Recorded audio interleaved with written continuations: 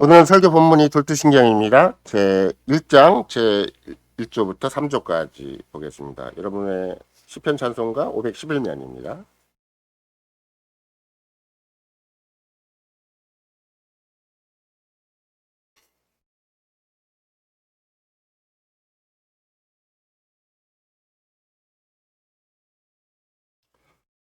제1항 모든 인류를 정죄하는 하나님의 권리, 모든 사람이 아담 안에서 범죄하여 저주 아래 놓여 있으며 영원한 죽음에 해당하기에 만일 하나님께서 모든 인류를 죄와 저주 아래 버려두시고 그 죄로 인해 정죄받도록 하는 것이 그의 뜻이라 해도 사도의 말과 같이 어느 누구에게라도 그가 불의를 행하시는 것이 아니라 이는 모든 입을 막고 온 세상으로 하나님의 심판의 아래 있게 하려 함이니라. 모든 사람이 죄를 범하였음에 하나님의 영광에 이르지 못하더니 죄의 삭은 사망이요. 제2항입니다. 아들을 보내신 하나님의 사랑의 현현. 그러나 하나님의 사랑이 우리에게 이렇게 나타난 바 되었으니 하나님이 자기의 독생자를 세상에 보내심은 저로 말미암아 우리를 살리려 하심이라.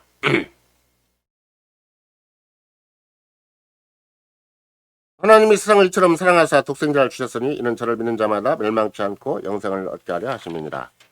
제3항 복음 선포. 그래서 사람들에게 믿음이 생기도록 하나님께서는 자비롭게도 가장 복된 소식의 전파자들을 그가 원하시는 때 원하시는 사람에게 보내신다. 그의 사역으로 말미암아 사람들이 부름받아 회개하고 십자가에 못 박힌 그리스도를 믿는다.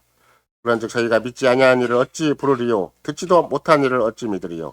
전파하는 자가 없이 어찌 들으리요? 보내심을 받지 아니하였으면 어찌 전파하리요?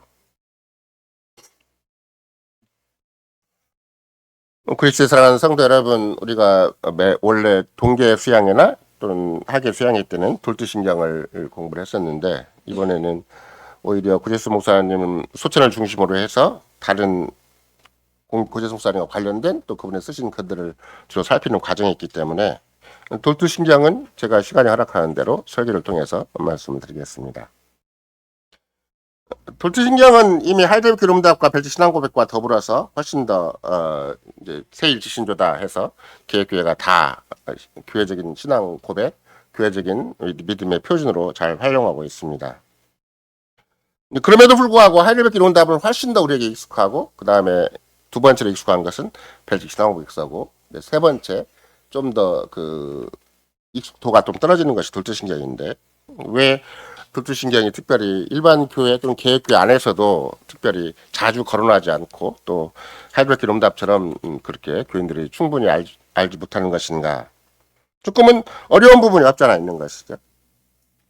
돌투신경을 생각할 때마다 또 개혁교회 교인들도 마찬가지고 또 일반 조금이라도 거기에 대한 지식이 있는 사람들은 맨 첫 번째 다섯 가지의 중요 교리가 있는데 근데 중요한 것은 맨 첫 번째 교리가 하나님의 선택과 유기라는 말로 되어 있기 때문에 하나님의 선택과 유기를 사람의 머리로 잘 이해할 수가 없고 또 설령 그 글을 우리가 잘 직접 살펴본다 한다 할지라도 상당히 그 전제가 우리 안에 있는 선입관이 참 많이 있기 때문에 그걸 있는 그대로 참 이해가 어렵고 그걸 받아들이기가 쉽지가 않은 것이죠.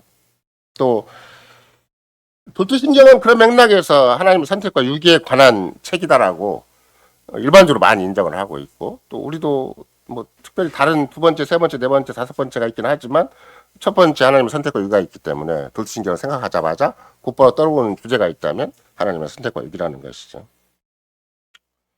또 개혁교 안에서도 하나님의 선택과 유기를 특별히 힘들어하고 또 약간 어려워하는 이유가 어디에 있는 것인가? 그것이 이 신앙고백서 자체가 작성되고 신앙고백서 자체가 표백하고 있는 바와 다르게 하나님의 선택과 유기를 상상력을 발휘하거나 아니면 호기심을 발휘하게 될 때는 이 고백서와는 많이 달라요. 고백서와는 좀 많은 어떤 감도가 다른 것이 될 수가 있는 것인데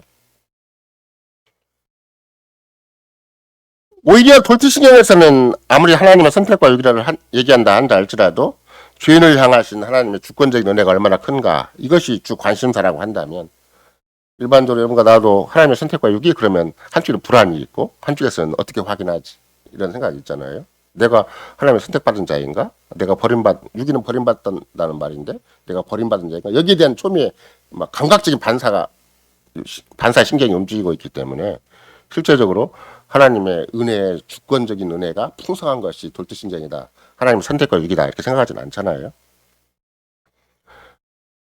특별히 개혁교회는 상당히 사변적이고 논리적인 파가 하나가 있고, 또 이렇게 신앙 고백을 근거로 해서 교회적인 체계를 이루고 분위기를 이루고 또 개인적인 신앙생활을 해나가는 그런 좀 어떻게 보면 이원화되어 있는 형태가 있는 것인데, 상당히 신학적인 논리를 따지고 또 성경적인 논리를 계속 일변도로 가지고 나가는 사람들은 하나님의 선택과 위기를 어떻게 생각하는 것인가, 창세 이전에 대해서 자꾸 초점을 맞춰요.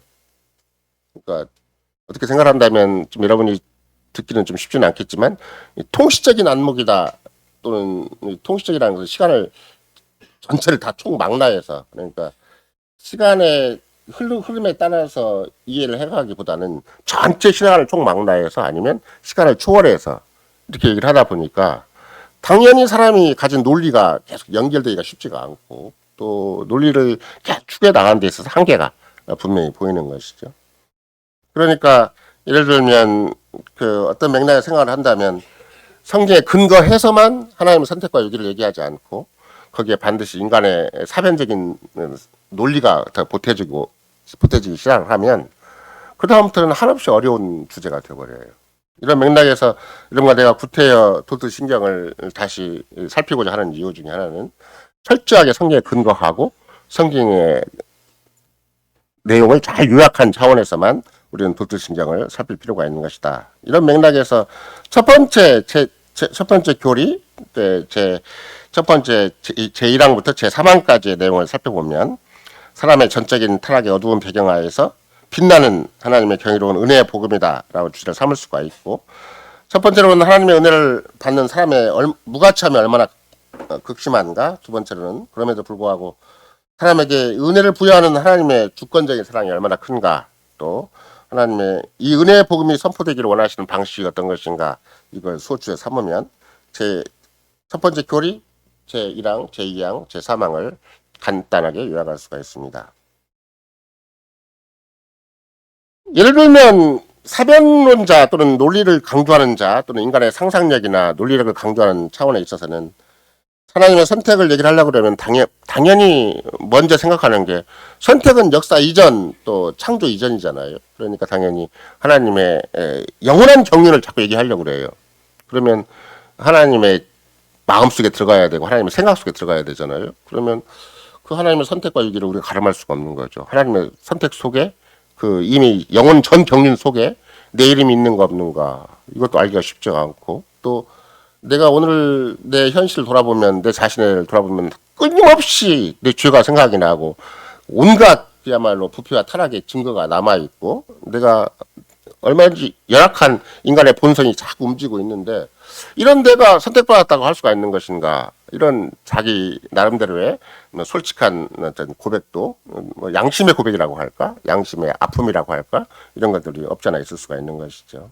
그러나 돌투신경은 처음부터 시작을 할 때, 여러분 제1항의 제목이 뭐라고 되어 있어요? 모든 인류를 정죄한다라고 되어 있어요. 모든 인류를 정죄한다. 누구도 예외가 없이 모든 인류가 하나님의 심판 가운데 있다. 정죄라는 것은 죄가 딱 정해졌다는 말이니까 하나님의 심판이 딱 정해져 있고 하나님의 저주와 진노의 대상이다. 이런 말이 제1항이 되어 있으니까, 아, 그러면 영원 전 경륜에서 시작하지 않고 창세기부터 시작하는 거구나라는 걸 알 수가 있어요. 성경이 시작하는 것과 똑같이 에덴 동산에서 시작을 하지, 에덴 동산이 창설되기 이전에, 성경 역사가 시작되기 이전에, 또는 창조 이전에 하나님의 경륜을 시작하지 않아요. 이게 굉장히 중요한 점이에요. 우리는 반드시 성경에 근거해서만, 성경이 계시한 내용으로만, 성경이 직접 말씀하는 범위 내에서만 하나님의 선택과 위기를 얘기하는 것이다. 그래서 돌투신경도 영원전 경륜에 대해서 절대 언급하지 않아요. 오히려 처음 시작부터 아예 모든 인류가 하나님 앞에 정죄받아 마땅하다. 또 인류는 정죄받은 상태에 있다. 천하 누구라도 반드시 하나님의 영원전 경륜 생각한다면 선택자들은 구원과 직결되어 있을 것이고 궁극적인 영화와 연결되어 있을 텐데, 그렇게 생각하지 않고 창세 때 인류가 타락을 해서 천하 누구라도 예외 없이 하나님의 심판과 저주와 진노 아래에 있다. 이걸로 시작한다는 것이죠. 그러니까 에덴 동산에서 일어났던 죄의 나락으로 떨어졌던 거기에서부터 성경이 출발하는 만큼 돌투신경이 아무리 주제가 하나님의 선택과 의기라 한다 할지라도 창세기부터 시작을 한다. 인류의 타락부터 시작을 한다. 이걸 우리가 잘 생각할 필요가 있죠. 역사의 맨 처음에 어떤 일이 일어났는가? 아담과 하와의 범죄와 타락이 있었다. 근데 거기서부터 시작을 하는 거예요.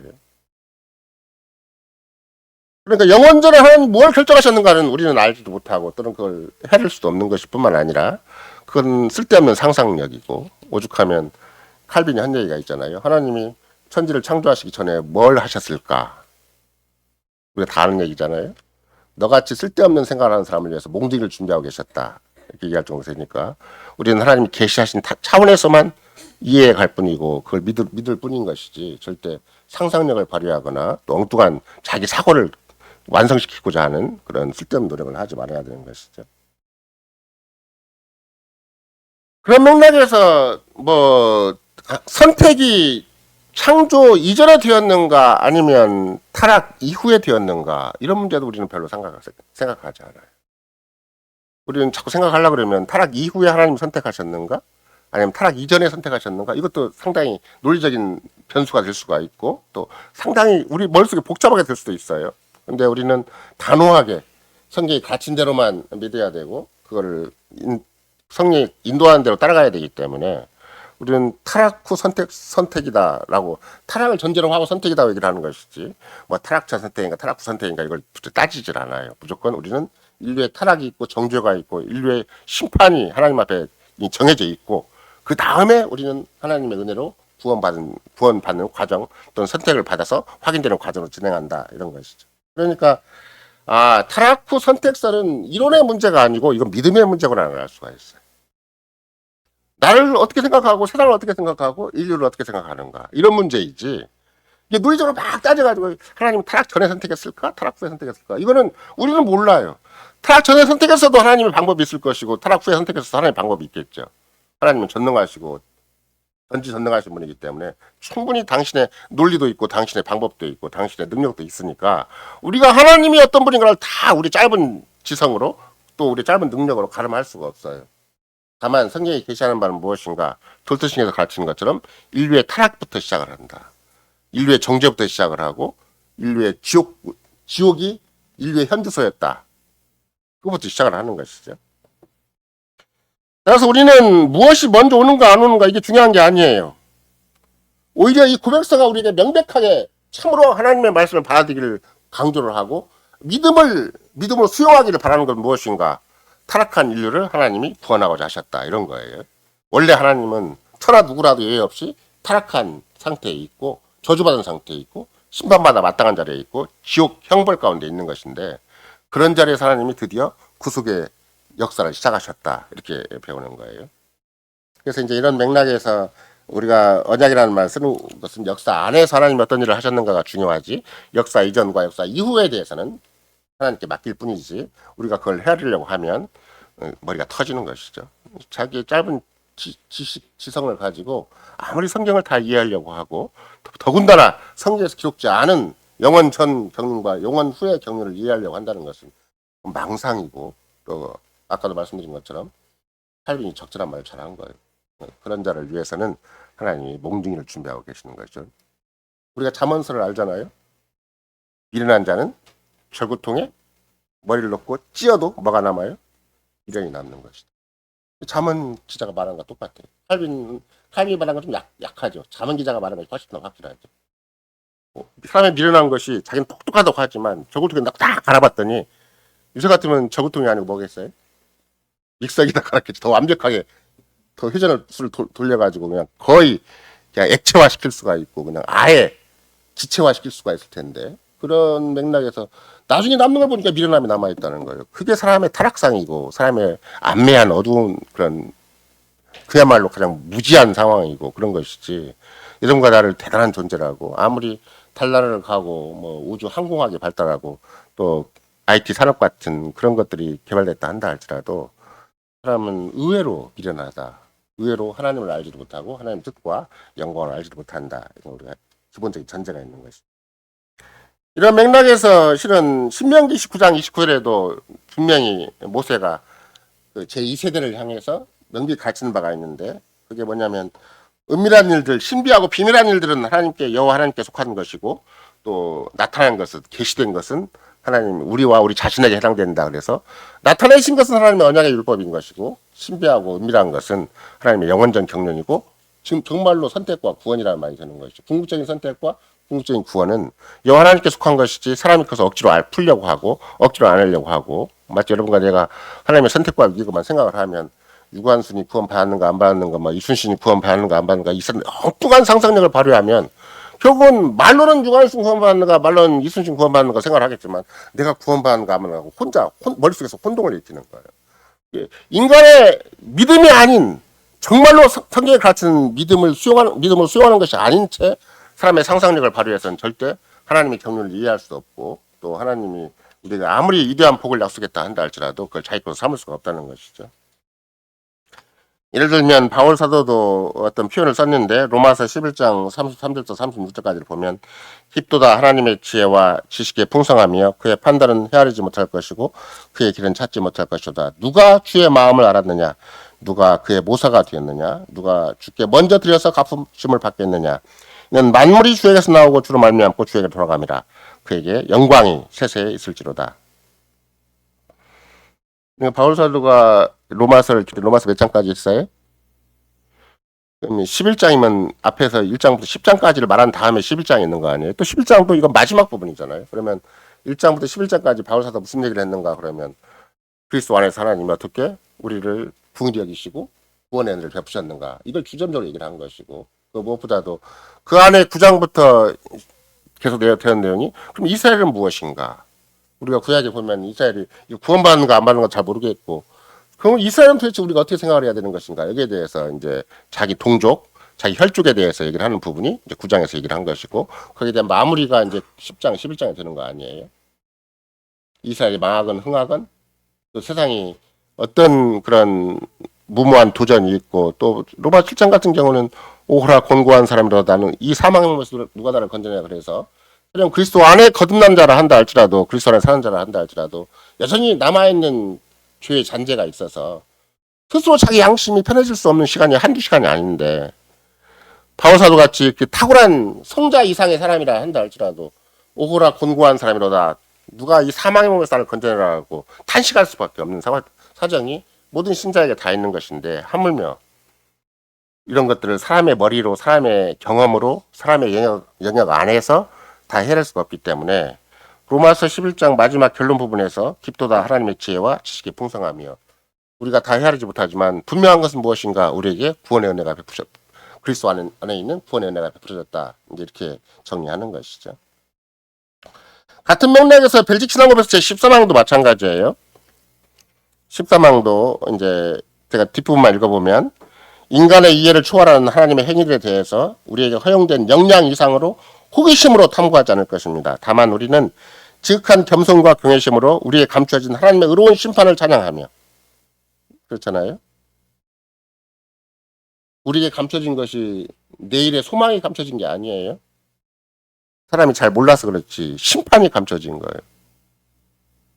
세상 사람들은 열심히 살면 인생이 성공하겠고 행복하리라고 생각을 하겠지만 바울 사도가 가르치는 바 또 벨직 신앙고백에서 우리의 이전의 신앙 고백을 신시한 자들이 생각하는 바는 우리가 막 어떻게든지 신호사를 알려고 하고 내가 지금 오늘의 현실은 이렇지만 내일은 막연한 기대와 소망을 가지고 내 인생의 또 다른 차원의 삶을 계획을 하고 설계를 하겠지만 그러나 벨직 신앙고백에서 상태로 얘기한다면 하나님의 심판이 감춰져 있어요. 무서운 일이에요. 개인적으로도 가정적으로도 국가적으로도 인류 전체적으로도 하나님 심판이 감춰져 있다는 것이 그러니까 그걸 알려면 참 얼마나 지혜로운 삶을 살 수가 있겠는가 얼마나 거기에 예비돼 준비된 삶을 살 수 있는가 싶은데 사람은 또 얄팍하게 호기심 가지고 현실을 가름하려고 한다. 막연한 자기 미래에 대한 신호사에 대한 호기심을 가지고 점도 쳐보고 또 요새는 뭐 카드점도 많이 있고 뭐 별점이 다 있더라고요. 그 별점을 다 보면 뭐 심지어 뭐 대학생들은 누구와 연애를 할 수 있는가 없는가, 지금은 애인이 있는가 없는가, 뭐 별 돈을 벌 수 있는가 없는가, 또 앞으로 내가 하는 일이 되게 잘 될까 안 될까 다 이 카드가 다 가르쳐 주더라고요. 그러나 그 카드가 알 수 없는 건 뭐예요? 어떤 점쟁이도, 어떤 무당도, 어떤 신비한 강신술사도 헤아릴 수 없는 것은 하나님의 심판이라는 거예요. 하나님의 심판이 인류 역사 후에, 가정 후에, 개인 후에 전부 숨겨져 있어요. 결정적인 때가 되면 하나님 심판이 집행돼 버려요. 이미 그리스도를 믿지 않은 모든 자들의 머리 위에, 모든 자들의 인생 위에 하나님 심판이 예비되어 있어요. 유일한 길은 그리스도를 믿고 구원받는 길이 유일한 길인 것이지, 누구는 구원받으면 괜찮고 누구는 구원 안 받아도 본전이고 이런 삶은 절대 없어요. 그래서 벨기 신앙고에서 제13항에서는 이게 13항이 하나님의 섭리를 다루는 장이잖아요. 하나님의 섭리를 우리가 어떻게 이해하는 것인가. 여러분과 나는 어떤 악한 일도, 어떤 악도 합력하여 기업고 선을 이룬다는 걸 믿어요. 그럼 우리 눈앞에 펼쳐진 것은 대부분의 경우는 너무나 슬프고 괴롭고 힘들고 없었으면 좋은 것들이잖아요. 근데 하나님의 섭리를 믿는 사람, 그리스도 안에 있는 사람들은 내가 보기에는 참 귀찮고 싫고 없으면 좋겠고 나는 이 불행에서 빨리 빠져나와야 되겠구라고 생각을 하겠지만, 그러나 이 모든 악을 주님께 쓰셔서 당신이 기뻐하시는 대로 기었고 당신의 작품을 만들어 가신다는 것이, 그게 우리가 믿는 바는 하나님의 섭리의 손길이잖아요. 근데 불신자는 그 주어진 자체가 심판이에요. 병이 있으면 병이 심판이고, 경제적인 궁핍이 있으면 궁핍이 심판이고, 그럼 좀 벗어나서 열심히 노력하면 살 것 같으죠? 열심히 살면 100만 원에서 200만 원 월급이 올라가도 심판이고, 200만 원에서 5만 원까지 월급이 올라가도 심판인 것이지, 나 월급 받았으니까 세상을 성공했고 내 죄를 극복을 했고 하나님 심판을 이겨냈는가, 그런 법은 없어요. 그 사람이 돈이 많고 출세하고 성공했다 할지라도 그 자체가 심판인 거예요. 무서운 거예요. 그 생각보다는. 성경대로 신앙 고백대로 현실을 바라보면 그렇게 쉽게 자기 스스로 위로할 그런 인간의 존재가 아니에요. 설마 내 사랑하는 내 집, 가정, 내 사랑하는 친구, 뭐 이거는 너무 쉽게 생각하면 저 사람 새끼 착한 마음을 가지고 있는데 정말로 저 사람 법 없어 살 사람인데, 그리고 쉽게 생각을 했다가 어느 날 갑자기 무서운 불행을 얼마든지 맞이할 수가 있어요. WTO 건물이 무너질 때 그 안에 속한 사람들이 나쁜 사람만 죽었겠냐고. 그라운드 제로가 됐는데. 쓰나미가 와서 사람들이 어떤 그야말로 풍비박산되는 일이 한두 가지가 아닐 텐데, 가정적으로는 말할 수도 없고 한 국가적으로도 그럴 텐데 그게 무조건 악한 사람만 있냐고요. 세상사회 바라볼 때. 그런 건 아니에요. 제1차 세계대전, 제2차 세계대전, 또 앞으로 우리가 예상치 못할 제3차 세계대전이 없으라는 보장이 없어요. 전쟁이 나면 천하 누구라도 그게 다 자기의 닥친 불행이고 이게 재앙인 것이지, 나는 전쟁이 왔는데 착한 사람 골라내고 악인만 죽어요? 그런 법은 없어. 그러니까 보이지 않는 하나님의 무서운 심판이 인류 배후에 있는 것이 인류 역사고, 그게 사람이 살아가는 삶의 현장인 것이지, 벨기신앙법에서 그걸 가르치는 거예요. 허용된 역량 이상으로 호기심을 삼가지 말아라 해놓고 정말 지극한 겸손과 경외심으로 우리가 살펴보면 어떻게 되는 것인가, 우리에게 감추어진 하나님의 심판이 보인다. 여러분과 나도 현실을 가만히 바라보고 무조건 내일을 막연하게 기대하지 말고 하나님의 심판을 피할 길이 어디에 있는가, 이걸 늘 모색을 해야 되는 것이지. 그러니까 그리스도를 의지해야 되는 것이고 끝까지 그리스도를 바라봐야 되는 것이고 성경을 배워야 되는 것이지, 복음을 들어야 되는 것이지. 나는 조금만 노력하면 성공할 수 있어, 행복할 수 있어, 조금만 더 노력하면 월급 더 받을 수 있어, 그러면 내 가정에 이런 문제 저런 문제 해결될 거야, 이렇게 생각하고 있다면 감춰진 게 실은 내 인생의 미래가 감춰진 게 아니에요. 행복한 미래가 감춰진 게 아니라 하나님의 심판이 감춰져 있어요. 끝까지 하나님을 무시하고 만으로 여기고 자기 무조건 하나님도 없는, 그야말로 그리스도 없는 자기 행복을 구할 때는 그것이 그리스도 없는 자기 구원을 모색하는 것이고 하나님이 주시지 않는 자기 행복과 안정을 추구하는 것이기 때문에 그것이 무서운 거예요. 그건 설령 돈 잘 벌었고 세상에서 인정해졌다 한다 할지라도 그건 하나님은, 그 사람이 이 생을 살면서는 그냥 피둥피둥 살아요. 근데 마지막 죽을 때는 지옥 형벌을 받는 거예요. 궁극적인 자는 지옥 형벌이기 때문에 이사에서 아무리 큰 소리 쳤다 한다 할지라도 그게 절대 온전한 게 아니에요. 그럼 한 사람만 그러냐고. 어떤 집안의 어른이 그러면 집안 자식도 다 그럴 거 아니에요. 그 어른이 속한 직장도 다 그럴 것이고 그 국가와 사회도 다 그럴 거 아니에요. 그래서 세상이 보이지 않는 게 뭔가 그러면 그리스도로 말미암은 은혜와 그 구원도 보이지 않겠지만 그 이전에 하나님의 심판이 보이지 않는 것이다. 이것이 감춰진 것이다. 굉장히 중요한 것이죠. 따라서 여러분과 나는 스스로 이런 인간이 가지고 있는 결정적인 한계가 있고 문제점이 있는데 이런 걸 자꾸 실감 있게 헤아리지 않고 설마 그러다가 이제 인생이라는 게 막 헛된 수고가 끝나는 것이죠. 따라서 돌투신경도 실은 하나님 말씀이 세상의 기초가 세워지기 이전에 일어났던 영원한 얘기로 시작하지 않아요. 죄의 나락으로 떨어졌던 인간의 최초의 인간의 타락 범죄로부터 시작한 에덴 동산으로 시작을 하는 것이죠. 그러니까 우리는 어떤 사고를 한다 할지라도 계시 의존적인 사색을 하는 것이지 성경 의존적인 사색을 하는 것이지 절대 인간의 어설픈 논리를 자꾸 발전시키는 게 절대 아닌 것이다. 세상은 학문이고 과학이고 그 모든 것이 하나님 없는 차원에서 자기 논리를 완성시켜서 당장 볼 때는 굉장히 현저한 과학적인 전진을 이루고 굉장히 위대한 학문적인 업적을 이루어요. 또 실제적으로 그런 것들이 요행수를 타서 하나님의 심판이 집행되는지는 모르고 대단히 성공적으로 대단히 화려하게 강하게 또 세상을 지배하는 것처럼 보이기도 하는 것이죠. 그러나 의외로 성경은 처음부터 가르치는 바가 무엇인가? 인간의 타락을 가르치고 그렇죠? 죄의 나락으로 떨어진 하나님의 심판과 저주를 가르친다. 그러니까 성경적인 접근 방법을 취하지 않는 사람은 하나님의 선택과 위기를 생각하자마자 곧바로 무슨 생각을 하는 거예요? 내가 선택받은 자인가? 이걸 생각해요. 반대로 성경적인 접근 방식을 인정하는 사람은 성경 접근 방식 쭉 따라가다 보면 내가 어떻게 여기까지 왔지? 내가 어떻게 이렇게 큰 은혜를 받게 됐지? 내가 어떻게 이런 사실을 알게 됐지? 어떻게 하나님은 나에게 이런 신비한 지식을 주었지? 어떻게 나에게 이런 믿음이 생겼지? 이렇게 곧바로 바로 확인이 돼버려요. 근데 성경적으로 안 따라가고 상상력을 발휘하는 사람은 나 선택 받는가 안 받는가 엉뚱한 좀 생각하다가 망상에 빠지고 잊어버리고 또 세상 맘대로 지 맘대로 살다가 또 하나님 앞에 엄청나게 또 세상이 망할 때 자기도 같이 망하는 거죠. 그런 거죠. 따라서 여러분과 나는 돌투신경을 따라서 공부한다 그럴 때는 성경적인 접근 방식이 바로 이 방식이다. 성경에 근거한 방식이고 또 성경을 아는 방식이고 성경을 통해서 구원의 은혜를 얻는 방식이다. 이걸 우리가 잘 헤아릴 필요가 있죠. 따라서 제목도 그렇게 표현했잖아요. 전적인 타락의 어두운 배경하에서 빛나는 하나님의 경이로운 은혜의 복음이다. 이렇게 얘기를 했듯이 제1항, 제1조는 죄의 기원에 대해서 얘기를 하는 것이죠. 오늘 로마서 5장 12절을 읽었지만 그러므로 한 사람을 말미암아 죄가 세상에 들어오고 죄로 말미암아 사망에 들어갔나니 이와 같이 모든 사람이 죄를 지었으므로 사망에 모든 사람에 이르렀느니라. 죄와 사망이 절대성을 얘기를 하죠. 죄와 사망에 누구도 예외가 없다. 근데 자유주의자나 보통 인간들은 뭐라고 생각을 해요? 나는 예외야. 내 애인은 예외고 내 자식은 예외야. 이렇게 생각을 하겠지만 바울 사도는 로마서에서 누구도 예외 없이 아담의 범죄로 말미암아 모든 사람이 다 사망에 이르렀다고 정죄를 해요.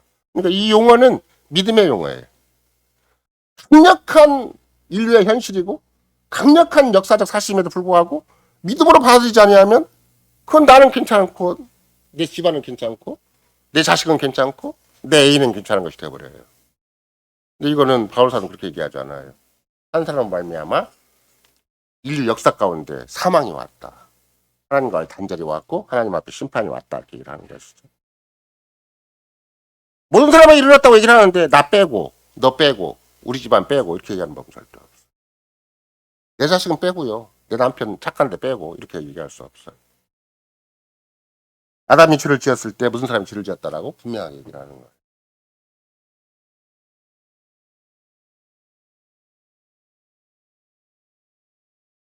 또 사도행전 17장 26절에 그 바울 사도가 아덴 사람에게 이제 어떤 복음을 전할 때가 있었잖아요.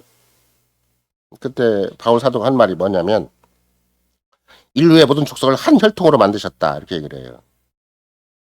그러니까 우리가 다 아담의 피를 받았다라는 말이 아니에요. DNA가 아담에게서 받았다 이런 말이 아니라 하나님께서 모든 족속 천하 인류를 한 혈통으로 만들었다는 말은 다 죄 가운데 있다라는 말이에요. 이 DNA나 유전자가 죄라는 말이에요. 여러분과 나는 설마 우리 집안의 DNA가 죄일까? 나의 DNA, 나의 유전자가 죄일까 생각 안 할 수도 있겠지만, 그 과학적으로는 확인할 수 없는 거니까. 병원 가서 뭐 내 몸을 해부해봐도 DNA가 죄라고 나오거나 타락이라고 나오지는 않을 거 아니에요. 근데 성경은 가르쳐요. 우리는 DNA가 유전자가 죄다. 그걸 바울사도는 뭐라고 얘기했냐면 인류의 모든 족속을 한 혈통으로 만드셨다. 피가 죄의 피가 흐르는 거예요. 가인의 피가 흐르는 정도가 아니라 무슨 좋은 글씨 나다랑에 호돈이 지은 것처럼 온 피가 흐르는 것이 아니라 아담 이래 천하의 모든 인류는 예외 없이 죄의 피가 흐른다. 이게 이제 성경이 가르치는 바예요. 에스겔서 18장 1절부터 4절을 보면 이제 또 여호와의 말씀이 내게 임하여 이르시되 너희가 이스라엘 땅에 관한 속담에 이르기를 아버지가 신포도를 먹었으므로 그의 아들이 이가 시다고 말하면 어찌미냐. 이제 묘하게 부모 탓을 하고 부모와 연결시키는 건데 주 여호와의 말씀이니라. 근데 여호와께서 뭐라고 말씀하시냐면 내가 나의 삶을 두고 맹세하노니 너희가 이스라엘 가운데서 다시는 이 속담을 쓰지 못하게 하라. 못하게 되리라. 모든 영혼은 다 내게 속한지라. 여호와 하나님이 천하든 어떤 인간이든 내게 이미 속해서 인생을 시작하는 것이지 뭐 단순히 아버지 따라서 혈통으로 다 이루어지는 건 아니라는 거예요. 아버지의 영혼이 내게 속한 같이 그의 아들의 영혼도 내게 속하였나니 마지막 결론은 뭐예요? 범죄하는 그 영혼은 죽으리라. 아버지가 좋아도 상관이 없고 옛날에 뭐 제가 만난 고속버스에서 만난 어느 남자는 자기 부인이 열심히 새벽기도 다닌다는 거예요. 자기는 마지막 순간에 자기 부인 치마 붙잡으면 된다는 거예요. 그렇게 안 되게 돼 있어요. 범죄하는 그 영혼은 곧바로 하나님께서 정죄를 해야 하세요. 절대 하나님의 공기상 봐주는 법이 없고 애누리하는 법이 없고 간과하는 법이 없어요. 범죄하는 영혼은 그 죽는다라고 에스겔서 가르치는 거죠. 에스겔 선지자는 어느 시대의 선지자예요? 이미 이스라엘이 범죄해가지고 포로로 질질 끌려간 그래서 바벨론 포로 수용소에서 그야말로 인공 큰 강을 이루잖아요. 되게 티그리스강과 유프라테스 강만 생각하지만 그발강이라는 엄청난 인공 강을 이루죠. 그 누가 다 이뤘는가? 히브리 포로들이 다 이뤘어요. 그 히브리 포로들이 수용소가 있는 자리에서 누가 예언을 받는가 그러면 바로 에스겔 선지자가 예언을 받는 것이죠. 그러면 이 당대 이스라엘 사람들은 지금 누구 탓을 하고 있다는 거예요. 수상 탓을 하고 있다는 거예요. 우리 아버지가 잘못 살아서 우리가 여기까지 이렇게 신세가 이 모양 이 꼴이다고 생각하고 있다는 거예요. 이런 걸 나도 생각 외로 부모 탓할 사람이 굉장히 많아요. 우리 아버지가 제대로 못 살아서 우리 아버지가 무엇이가 없어서 내가 이 모양 입고 있다는 그런 탓을 하기가 참 쉬운데 이스라엘 내에도 그런 속담이 있어요. 아버지가 신포도를 먹었는데 왜 자식이 이가 쉬어요? 그런 속담이 이스라엘 내에 그 당시에 유행하고 있었어요. 그 당시에. 그러니까 에스겔 선지자를 통해서 단호하게 네 죄 때문에 그런 것이지 부모 탓하지 말아라. 분명히. 아무리 하나님께서 네 조상의 잘못으로 말미암아 네 부모의 잘못으로 말미암아 우상 숭배의 죄로 말미암아 너희 민족 전체가 다 바벨론 땅에 끌려왔다 할지라도 네 죄가 없는 게 아니야. 네 죄도 거기 붙어 있는 거야. 네 죄 때문에 너는 바벨론 땅의 포로가 된 것이고 세상의 노예가 된 것이고 돈의 노예가 된 것이지. 부모 탓해가지고 부모가 잘못 살아서 나는 내 인생이 이 모양 이렇게 꼬였고 이렇게 불행하고 이렇게 비참하고 이렇게 세상에서 쩔쩔매는 인생이 되었는가? 절대 그런 부분은 없어요. 그러니까 아담에게서 속해서 아담의 범죄로 말미암아 우리 모두가 죄의 피가 흐르고 죄의 DNA를 가지고 있고 죄의 유전자를 가지고 있다 할지라도 당사자가 직접 책임 있는 것이지 아담에게 핑계를 댈 수가 없다 이 말이에요. 자기에게 하나님 책임을 물으시는 거예요. 자기네. 그래서 실은 에덴 동산에서는 아담이 우리의 대표로 처신했을 뿐이고 만약에 여러분과 내가 지금 2024년 대한민국 땅에 이런 모습으로 있지 않고 또 뭐 나이가 어느 만큼 먹었든지 내가 이 땅에서 2000년대 태어난 것이 아니고 그야말로 기원 전으로 돌아가서 아담과 같은 위치에서 내가 태어났다 할지라도 여전히 범죄하는 거예요. 그렇지 나는 괜찮을 법 했는데 왜 아담이 그 모양 그 꼴로 살아가지고 오늘날 인류가 이 모양 이 꼴이 되었는가라고 탓할 이유가 전혀 없어요. 부모 탓은 말할 것도 없고 주상 탓도 해서는 절대 안 돼요. 죄의 문제는 주님 앞에서 직접 당사자로서 풀어야 되는 것이지. 절대 부모 탓하거나 이웃 탓하거나 환경 탓하거나 세상 탓을 하면 절대 안 된다. 이런 것이 명백한 거예요. 그런 맥락에서 이제 시편 51편 우리가 찬송을 했잖아요. 다윗이 기도인데 거기 보면 51편 5절이죠. 보라 내가 쥐 가운데서 출생했으며 쥐 가운데서 내 어머니가 나를 잉태하였나이다. 모태로부터 내가 죄를 지었다. 엄마 뱃속에 있을 때부터 다윗은 죄인이었었어요. 다윗의 실제적인 죄는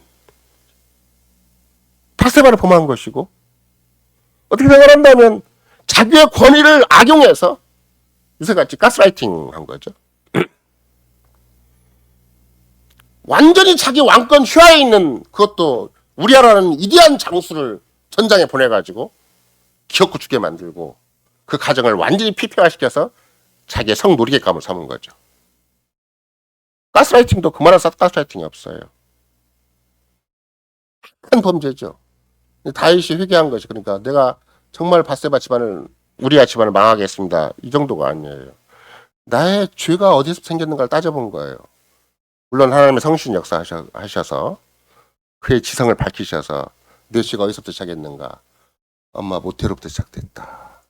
그러면 엄마 태 속이 이미 죄로 물들어 있는 것인데 그 엄마 어디서 또 왔어요? 그럼 그 엄마에 또 왔겠죠. 또 그 엄마에 또 오고. 그러니까 누구도 피할 수 없는 원죄를 가지고 있는 거다. 이걸 다윗이 고백한 것이잖아요. 여러분과 나도 근본적인 문제는 내가 죄인이라는 것이 문제가 되는 것이지 절대 부모 탓, 조상 탓, 이웃 탓, 환경 탓, 세상 탓하면 절대 안 돼.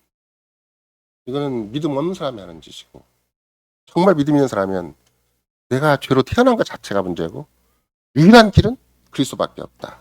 유일한 길은 하나님의 그리스도로 말미암은 은혜밖에 없다고 생각을 해야 되는 것이지 내 인생이 어쩌다 이렇게 빌빌 꼬여가지고 이 모양 이꼴 되었는가 함부로 신세한다거나 자기 연민이거나 만약에 제가 계속 강조하는 거지만 행여라도 이웃 탓하고 조상 탓하고 남의 탓을 하게 되면 어떻게 돼요? 영적 자살 행위고 영적 자기 몸을 상하게 자기 영혼을 상하게 하는 행위예요. 편하질 않아. 하나님이 양심을 편하게 해주질 않아. 내가 내 안에 있는 원죄가 더 무섭다고 생각을 해야 내 안에 있는 DNA가 더 무섭고 내 안에 있는 죄의 피가 무섭다고 생각을 해야 주님께 은혜를 구하게 되고 주님께서 그 은혜를 받아주시고 그리스도의 구속의 은혜를 덮어주시는 것이지 절대 이웃 탓하거나 세상 탓하거나 주석 탓하면 절대 주님 앞에는 교만한 짓이고 그 스스로 자기 영혼을 망치는 짓이고 하나님 앞에 패역한 짓이다. 하나님 말씀을 거부한 짓이고 하나님 복음을 거부한 짓이고 그리스도를 거부한 일이다. 우리가 명백히 알 수가 있는 것이죠. 이런 맥락에서 돌투신경 첫 번째 교리 제1항 제1조는 모든 인류를 정죄하는 하나님의 권리라고 얘기를 해서 모든 사람이 아담 안에서 범죄하여 저주 아래에 놓여 있으며 영원한 죽음에 해당하기에 만일 하나님께서 모든 인류를 죄와 저주 아래에 내버려 두시고 그 죄로 인해 정죄받도록 심판받도록 하는 것이 그의 뜻이라 해도 사도의 말과 같이 그 누구라도에게도 하나님이 불의하신 건 절대 아니다. 하나님 왜 이러십니까? 라고 항의할 존재는 아무도 없다는 거예요. 왜? 본인에게 철저한 책임이 있기 때문에. 태어난 것 자체가 이미 저주의 대상이 되고 아무리 아기가 예쁜 짓 하고 아무리 막 귀한 짓 하더라도 이미 하나님의 저주 가운데 태어나는 것이라서 아기가 무슨 죄하고 왜 아기가 죽습니까? 그런 말 할 수가 없어요.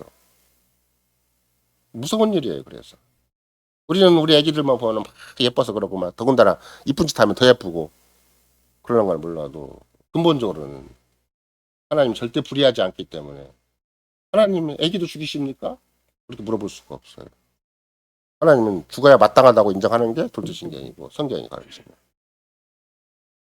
이런 거 내가 그냥 센티멘탈하게 또는 로맨틱하게 상당히 그냥 인간적인 감성을 가지고 아기를 대할 일이 아니고 돌투신경을 가지고 아기를 대해야 된다. 성경 말씀을 가지고 아기를 대해야 된다는 것이 우리는 생각보다는 하나님이 우리를 굉장히 냉철하게 만드시는 거구나. 정신 똑바로 차리게 만드시는 거구나. 무양 그냥 세상 따라 인간의 본성 따라 내 새끼 하다가 끝날 인생이 아니고 우리는 끝까지 그리스도를 믿는 자로서만 살아야 된다. 끝까지 그리스도 안에서만 살아야 되고 끝까지 그리스도를 의지해서 그리스도를 위해서 사는 것이 인생의 본질이고 그게 진짜 삶의 철칙인 것이지 그거 빼놓고는 다른 걸로 내 인생의 가치와 보람을 만들 수가 없어요. 벨기시장 제14항도 이제 마찬가지인데 하나님께서 사람의 땅의 흙으로 창조하시고 그 형상과 모양을 따라서 선하고 의롭고 거룩하게 지으셨고 조성하셨음을 믿습니다.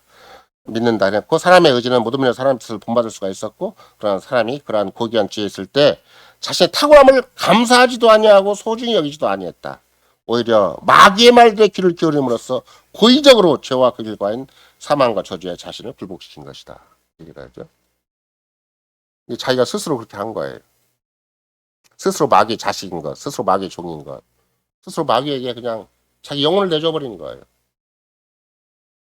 그러니까 하나님과는 정반대쪽이죠. 그러니까 이것이 얼마나 우리를 참담하게 만드는 것인가, 얼마나 우리를 비참하게 만들고, 얼마나 암담한 현실로 인류를 평가하게 만드는 것인가. 좋은 정부가 생기고, 좋은 대통령이 생기고, 좋은 사람과 결혼을 하고, 열심히 노력하면 되는 게 아니에요. 절대 아니에요. 좋은 대학 들어가 좋은 직장 취직한다고 되는 것이 아니에요. 이 문제를 해결해야 돼요. 내 속에 있는 DNA를 어떻게 해결해야 되는 것인가. 내 속에 있는 죄의 흐름, 죄의 피를 어떻게 해결해야 되는 것인가. 근본적인 죄 유전자를 어떻게 극복을 해야 되는가. 이 문제가 중요한 것이지. 세상에서 조금 노력하고 열심히 살자. 이게 중요한 게 아니에요. 그래서 이제 제 1장은 일관되게 강조하는 게 뭐냐면 아까도 말씀드린 것처럼 하나님께서 모든 일을 죄와 저주 아래 버려두시고 그 죄로 인해 정죄를 받도록 하는 것이 그의 뜻인데, 그러면 그 누구라도 하나님 왜 이러십니까? 불의를 행하시지 않았습니까? 어떻게 사람을 이렇게 대할 수가 있습니까?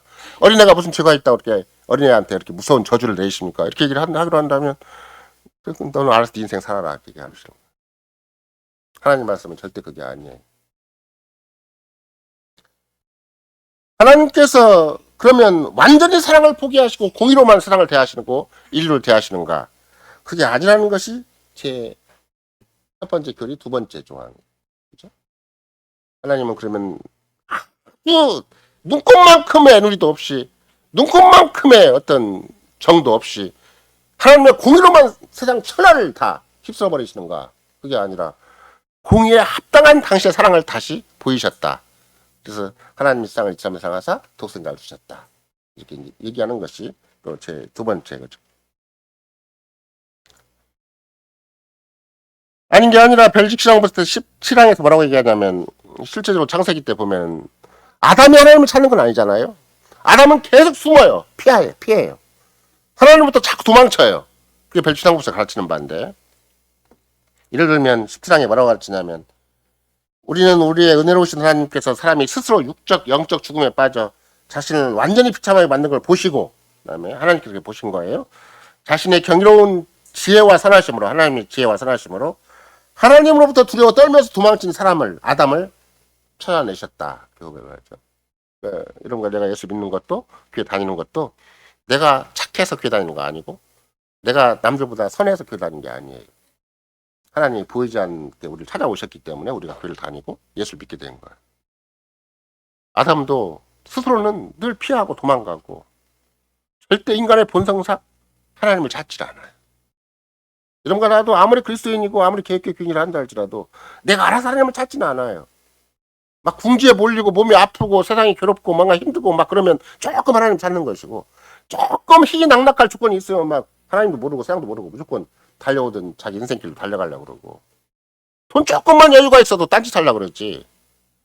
그 돈을 주님 앞에 들여서 주님의 영광과 주님의 나라를 위해서 지금 쓰려고 하진 않아요. 이 돈 조금 더 모아가지고 집 넓히고, 좀 모아가지고 자동차 새로 바꾸고, 좀 모아가지고 집안에 인테리어 하나 바꾸고 이렇게 하려고 그러지. 내가 한 푼이라도 모아가지고 주의 뜻과 주의 나라와 주의 영광을 위해서 주님이 쓰기를 바라면서 주님 앞에 드려야 되겠다 이렇게 생각하지 않아요. 그건 이상하게 낯설어요. 익숙하지가 않아요. 집 새로 사고 인테리어 하고 살림 장만하고 뭔가 자동차 사는 것은 익숙한데 주님과 관계된 것에서 익숙하지 않아요. 그러니까 나도 모르게 마음에 거부감이 있고 나도 모르게 알레르기 같은 증상이 있는 거예요. 왜 그러는 것인가? 본성상 DNA가 죄인이기 때문에. 본성상 하나님으로부터 두려워 떨면서 도망치는 것이 바빠요. 본성상 하나님과 알레르기가 생겼고, 본성상 하나님과 담이 생겼고, 본성상 생각보다는 질이 나빠요. 인간이 하나님을 거부해요. 근데 유일하게 하나님의 궁율과 자비로서 우리를 상대해 주시는 거예요. 죄로 인해 깜깜해진 인생이고 깜깜해진 세상인데도 불구하고 하나님의 사랑으로 빛이 나기 시작을 한 것이고 하나님의 사랑으로 세상이 존재하고 역사가 흘러가는 이유와 목적이 밝혀지는 거예요. 제2항 제2조에 보면 요한일서 4장 9절을 직접 얘기하는 것인데 하나님의 사랑이 우리에게 이렇게 나타난 바 되었으니 하나님이 자기 독생자를 세상에 보내심은 그로 말미암아 우리를 살리려 하심이라. 하나님이 육적 죽음에 빠져가지고 스스로 절망의 나락으로 지옥으로 떨어지는 그런 존재인데 하나님 친히 찾아오셨다. 근데 어떤 방식으로 찾아오시는가 그랬더니 1차적으로는 자기 아들을 독생자를 세상에 보내시는 방식으로 찾아오신다. 우리를 그렇게 회복하신다는 거예요. 그래서 이제 그 다음에 나오는 말이 사랑은 여기 있으니 요한일서예요. 우리가 하나님을 사랑한 것이 아니요 하나님 우리를 사랑하사 우리 죄를 속하기 위해 사목제물로 그 아들을 보내셨음이니라. 그러니까 하나님이 우리를 사랑한 것을 내가 인정을 해야 진짜 사랑이 내 생기는 것이지. 나는 다른 사람보다 사랑할 준비가 돼 있어. 다른 사람이 나를 사랑하지 않았기 때문에 내가 사랑을 못하는 거야. 그 생각하면 절대 안 돼요. 그나마 사랑을 하는 사람은 어떤 사람인가? 하나님이 나를 사랑하셨네? 그걸 아는 사람이 사랑하는 거야. 나는 본성상 내가 상대방이 나를 안 사랑해도 그렇지 나는 사랑할 준비가 돼 있어. 나는 상당히 매력적인 사람이야. 난 남들보다 더 매력이 넘치는 사람이야. 이렇게 생각하는 사람은 큰 착각이에요. 그건 상대방을 이용해서 자기 행복을 완성하려는 사람이고 굉장히 이기적이고 불순한 사랑인 것이지. 그게 정말 성경에 가르치는 사랑은 절대 아닌 것이죠. 따라서 제1항 제1조에 의한다면 하나님이 우리 모두를 지옥에 처박아도 전혀 하나님이 불의하지 않으세요. 마땅해요. 아무리 어린아이를 한다 할지라도 정말로 자범죄가 없는 사람이라 한다 할지라도 싹 쓸어서 지옥에 넣어야 하나님의 불의가 공의에 합당한 것이지. 그거 큰 사람들이 뭐 상당히 영향력 있는 사람들이 사회적으로 국가적으로 죄를 범했기 때문에 그 사람만 나쁜 사람이 아니에요. 그 사람만 지옥 가야 되는 게 아니라 자범죄가 눈꼽만큼도 없는 겨우 한 짓은 어린 울음소리밖에 없고 똥 싼 거밖에 없고 오줌 싼 거밖에 없는 어린아이를 한다 할지라도 하나님이 지옥의 형벌을 받아 마땅하다라고 인정하는 게 이런 거 나의 믿음이에요.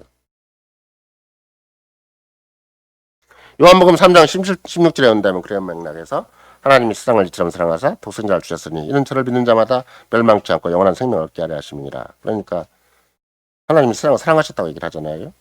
근데 그 세상은 어떤 세상이에요? 이 세상이라는 말 자체가 어떤 뜻인가 그러면 요한복음은 원래는 인류 역사 속에 하나님의 교회를 위해서 기록된 책이기도 하지만 1차적으로는 유대인들을 향해 쓰신 말이고 예수님의 제자들을 향해 쓰신 말이잖아요. 그러면 하나님이 세상을 사랑할 때 세상이라는 말은 자기 백성이 아니라는 말과 똑같아요. 이미 우리가 생각할 때는 코스모스라는 말이 어떻게 생각한다면 굉장히 예쁜 꽃처럼 막 조화로운 것 같으죠. 코스모스 자체가 뜻하는 말이 혼돈이라는 말이에요. 무질서라는 말이에요. 세상 사람들은 코스모스 꽃이 예쁘니까 코스모스 자체가 조화로운 우주 질서를 얘기할 것처럼 생각하게 돼요. 그러나 하나님이 세상이라는 말에 헬라어 원어를 썼을 때는 주님이 그렇게 썼을 때는 이미 그리스도를 거부한 세상, 이미 그리스도를 죽일 수밖에 없는 세상. 그러면 그리스도를 거부하고 그리스도를 죽이면 어떻게 되겠어요? 하나님을 거부하고 하나님을 대적하는 사람이 세상이 되죠. 그걸 세상이라 그래요. 그걸 하나님을 완전히 거부하고 하나님을 대적하고 그래서 하나님이 보내신 자 그리스도를 거부하고 그리스도를 죽이는 그런 당대 유대 백성, 당대 언약 백성을 직접 얘기를 할 때 그걸 세상이라고 얘기를 하는 거거든요. 근데 그런 세상이라도 하나님이 사랑하셔서 자기 독생자를 죽일 수밖에 없는 유대인들이지만 이스라엘 백성이지만 그 이스라엘 백성을 자기 백성 삼았기 때문에 그들을 건지기 위해서 독생자를 보내셨다 이렇게 얘기를 하는 거예요. 조건이 하나 있어요. 그를 믿으면 산다. 그를 믿으면 정죄받지 않고 심판받지 않고 산다. 멸망하지 않고 산다. 조건을 딱 제시하는 것이죠. 그래서 하나님 사랑받기에 전혀 합당하지 않아요. 사랑받기에 합당하지 않은 정도가 아니에요.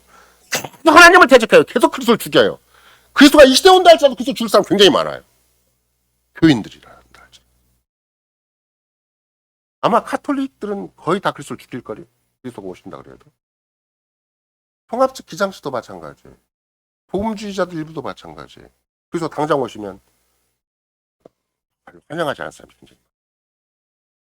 그때는 어떤 부흥사를 했다 그러잖아요. 할머니들 모아놓고 여러분 천국 갈 사람 손들어요. 그랬더니 천당 갈 사람 손들어요. 그랬더니 다 들었대요. 당장 갈 사람 손들으라니까 아무도 안 들어요. 왜 안 들은가? 아 그래도 손자가 크는 거 보고 뭐 자식 새끼 아파트 가는 거 보고 뭐 직장에 승진하는 거 보고 죽어야지. 당장 천당 가면 안 된다고 하는 거야. 그 말은 무슨 뜻이에요? 그리스도보다 세상이 아직은 좋다는 거예요. 그리스도는 실천적으로 거부당하고 있는 거예요. 그러니까 우리는 천주교에 대해서 뭐라고 생각을 해요?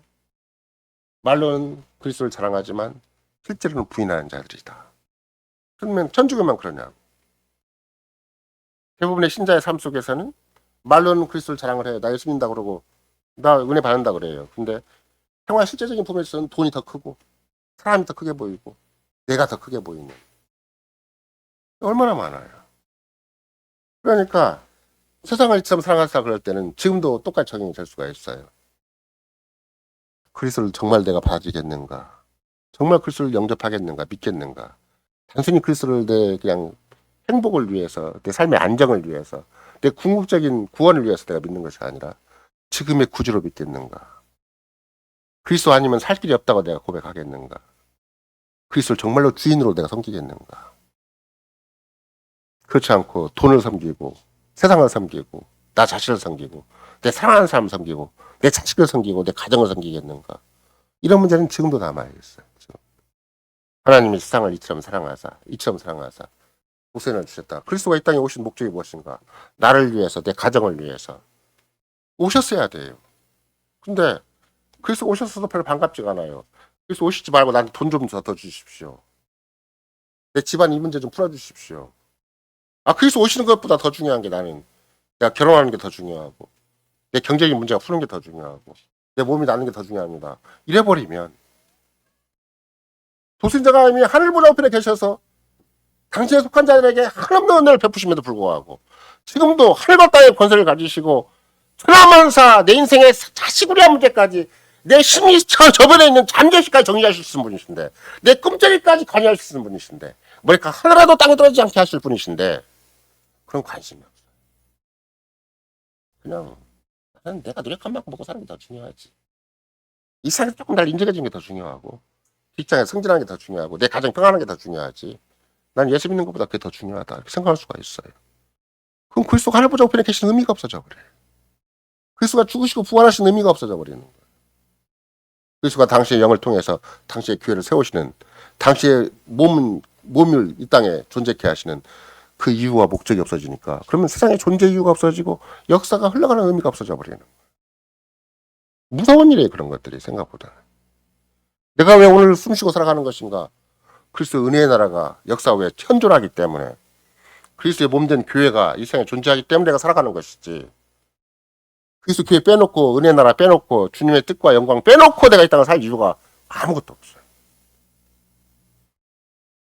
이런 맥락에서 계속해서 풀트신경의 제1장 초반부는 뭐라고 얘기를 해요? 전적인 무가치함이라는 참담한 인류의 현실을 눈앞에 둔다면 나도 내가 스스로 내 인생의 가치를 만들어갈 수 있는 존재가 아니구나. 내 스스로 존재 의미와 존재 목적을 설정하고 살아갈 존재가 아니구나. 그리스도의 구속의 은혜가 아니면 나는 내 인생에 답이 없는 존재구나.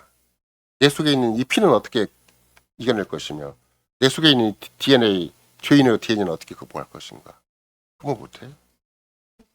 자 누구라고 DNA를 이겨내고 죄의 피를 이겨낼 사람이 어디가 있겠어요. 못 이겨내는 거야.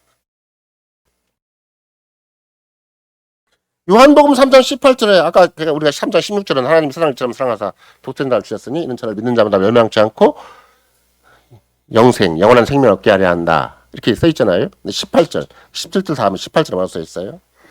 그를 믿는 자는 심판을 받지 아니하는 것이요 믿지 아니하는 자는 하나님의 독생자 이름을 믿지 아니함으로 벌써 심판을 받은 것입니다. 이미 심판을 받았어요. 믿지 않는 행위 자체가 스스로 만든 저주 속에 스스로 만든 하나님의 심판 속에서 헤어나지 못하고 있는 거예요. 다른 말로 얘기한다면 스스로 죄의 유전자 DNA를 극복 못하고 있는 거예요. 스스로 죄의 피를 극복 못하고 있는 거예요. 죄의 피가 자꾸 흘러요. 생활 속에서 흐르고 직장에 가서 흐르고 잠잘 때도 흐르고 누가 조금만 얘기하면 자존심 금방 상해버리고, 금방 속상하고, 금방 상처 있고, 겉으로 보기에는 남이 말 잘못하고 행동 잘못하고 나를 함부로 대했기 때문에 내가 상처 입은 것 같으죠. 내 반응이 죄인이기 때문에 그런 반응이 나오는 거예요.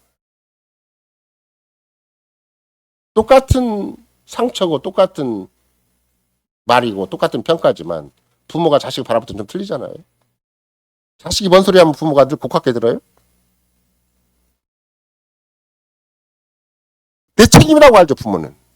저 자식이 저 말을 함부로 하고 저런 행동을 함부로 하는 것은 부모는 자기 책임으로 알잖아요. 같은 맥락에서도 똑같은 말인데 똑같은 태도인데 자존심이 상하거나 그게 상처가 되진 않아요. 부모의 심정일 때는. 세상적인 차원에서도.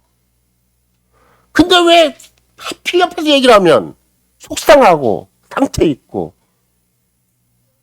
자기가 피해자인 것처럼 처신하냐고. 그건 상대방의 잘못이 아니에요. 내 속에 죄의 DNA가 흘러가기 때문에. 죄는 근본적으로 피해의식이에요. 죄는 근본적으로 에고 컴플렉스예요. 자기 컴플렉스인 거예요. 죄는 근본적으로 자기 중심인 거예요. 자기 감각, 자기 경험, 자기 생각이 중요하지. 자기 밖에 있는 사람들은 하나도 안 중요해요. 나한테 잘해줄 때만 좋아하는 거예요. 잘못되지만 무조건 나를 상처 입힌 자고 나의 공격을 나의 가해자가 되는 것이고 나의 원수가 돼요. 그런 맥락에서 요한 사도는 좀 더 냉정하게 가르치는 게 뭐예요? 하나님의 독생자의 이름을 믿지 아니함으로 벌써 심판을 받은 것입니다. 이 심판을 받은 정죄의 증상이 뭔가? 자기 중심 딱 오그라드는 거예요. 자기 연민으로 꽉 껴드는 거예요. 자기 감정, 자기 생각, 자기 중심으로 꽉 오그라들어 버리는 것이 심판을 받은 증거예요. 왜? 그리스도를 믿지 아니하면 마음이 너무나 어두워지고 너무나 완악해지고 너무나 자기 중심으로 바뀌는 거예요. 그게 본성이에요, 본성. 세상 사람들이 겉으로 보기에 멀쩡하고 신사숙녀죠. 그렇게 멀쩡한 게 아니에요. 그런 맥락에서 이제 드디어 유일하게 주님이 우리에게 주신 새로운 가능성은 돌투신경에서 뭐라고 정리하는 것인가? 제3항, 제3조로 정리하는 것인데, 그래서 사람들에게 믿음이 생기도록 하나님께서는 자비롭게도 가장 복된 소식의 전파자들을 그가 원하시는 때 원하시는 사람에게 보내신다 이렇게 고백을 하잖아요. 복음을 듣도록 하시고 믿게 하신다. 하나님 정말 택한 자라면 하나님이 만세에 택한 바가 있기 때문에 그리스도 안에서 복음을 들을 수 있는 기회를 주시는 거예요. 제가 옛날에도 그런 얘기 했잖아요. 우리 교회가 한참 혼란을 일으키고 있을 때 제가 그렇게 얘기를 했어요. 목사가 서령 어떤 경우에 잘못되다 할지라도 여러분이 진짜 신자라면 목사를 없애고라도 새로운 목사를 갖다 주신다. 그게 하나님이시다. 저 목사가 진짜 악한 목사다 그러면 저 목사 없애버리고 새로운 목사를 여러분이 진짜 신자라면 여러분을 위해서 새로운 목사를 세워주신다.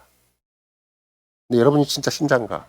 진짜 그리스도인인가? 그걸 잘 생각을 해보라고. 목사 탓하지 말고 이유 탓하지 말고 하나님이 원하시는 때 원하시는 사람에게 복음을 듣게 해주세요. 내가 피체스 발트스라는 노처녀가 그 끝까지 앉아 있었어요. 목사 올 때마다 헛된 소리만 하고 가요. 핸드릭 특허 목사가 드디어 잘못된 신학교에서 자유주의 신학을 배워가지고 강대에 섰어요. 피체스 발트스라는 노처녀가 난 당신 설교를 더 이상 듣을 수가 없어. 반발을 해요. 그건 어떤 맥락에 생각을 한다면 굉장히 도전이죠. 당신에게는 복음이 아니라고. 그래서 카이펑가라는 그 농장 청년이 끝까지 반항을 하죠. 피체스 발투스는 아브람 카이퍼 때 등장했던 인물인 것이고 아브람 카이퍼도 노처녀한테 거부당한 것이고 클라스 카이펑가라는 청년한테서 핸드릭 특허 목사도 거부당한 거죠. 목사도 잘못될 수가 있는 거기 때문에. 그래서 핸드릭 특허 목사는 그 청년하고 만나 대화를 해봤어요. 자기가 신학교에서 3년, 4년을 배웠는데 그 청년은 돌투신경을 너무나 잘 알고 있는 거예요. 돌투신경 근간에서 목사와 대화를 하는데 목사는 전혀 치질 않아요. 도트신경 하나 조항을 성실하게 특공 목사한테 이해해 주는 거예요. 특공 목사가 엄청난 충격을 받고 목사직을 내놓은 상황에서 도트신경을 다시 공부하기 시작을 했어요. 그래서 도트신경의 전도사가 됐어요. 그래서 하나님이 개혁교회가 됐어요. 그러니까 목사가 잘못될 수 있는 거라니까.